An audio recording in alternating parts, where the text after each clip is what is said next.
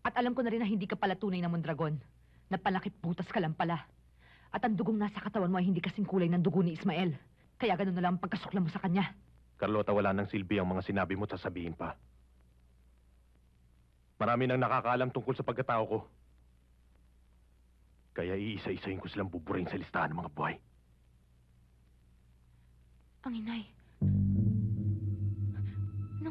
Anong ginawa mo sa inay ko? Anong ginawa mo sa inay ko? Pag may nangyari sa inay ko, Bongbong, patawarin ako ng Diyos, tudurugin kita. Tudurugin kita! Kaya mo kaya?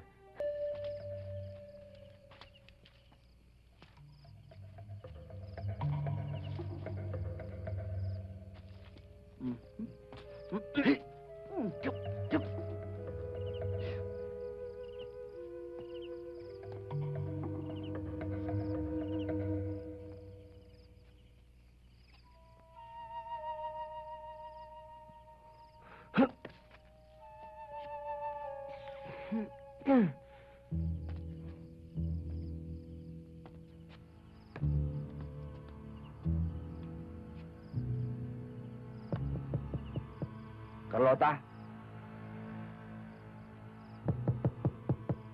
Carlota?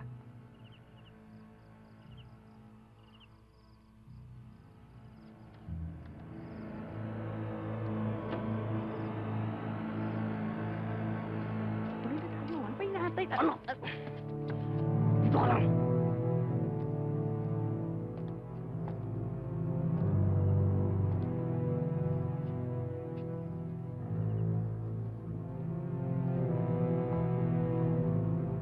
Carlota?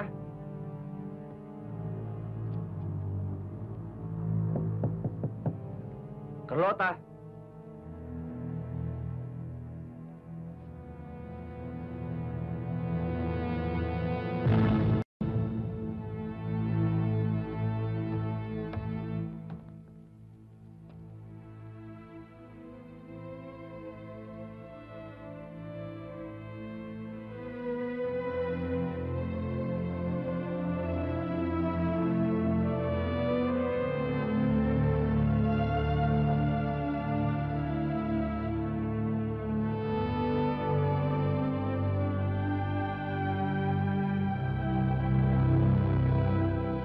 Alam mo, Carlota, hindi ko akalaing aabot ng ganitong dati kong napakagandang pagtingin sa'yo. Ngunit nagbago ng lahat. Nilaglag mo ko eh. Ang ambisyon kong makasama ka sa lahat ng tagumpay ko. Binasura mo. Binasura mo kapalit ni Ismael. Ngayon pareho kayong makakatikim ng ganti ni Bongbong.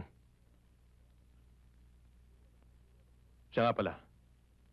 Siguro alam mo ng sikreto sa buhay ko. Dapat lang. Dahil nanay mo ang may hawak nun. Oo. At alam ko na rin na hindi ka pala tunay na Mondragon. Napalakit butas ka lang pala. At ang dugong nasa katawan mo ay hindi kasing kulay ng dugo ni Ismael. Kaya ganun na lang ang pagkasukla mo sa kanya. Carlota, wala nang silbi ang mga sinabi mo at sasabihin pa. Marami nang nakakaalam tungkol sa pagkatao ko. Kaya iisa-isahin ko silang buburin sa listahan ng mga buhay. Ang inay. Anong ginawa mo sa inay ko? Anong ginawa mo sa inay ko? Pag may nangyari sa inay ko, Bongbong, patawarin ako ng Diyos, tudurugin kita. Tudurugin kita! Kaya mo kaya? Ha? Tignan natin. Hindi ako naniniwala sa salita lamang. Pagkatapos ng eleksyong ito, aking ka pa rin.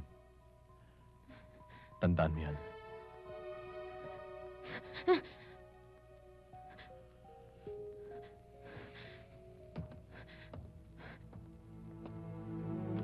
Gutumin niyo, huwag niyong pakainin ng mga yan. Bongbong, anong ginawa mo sa inay ko? Anong ginawa mo sa inay ko? Sagutin mo ako! Bongbong! Mahimik ka!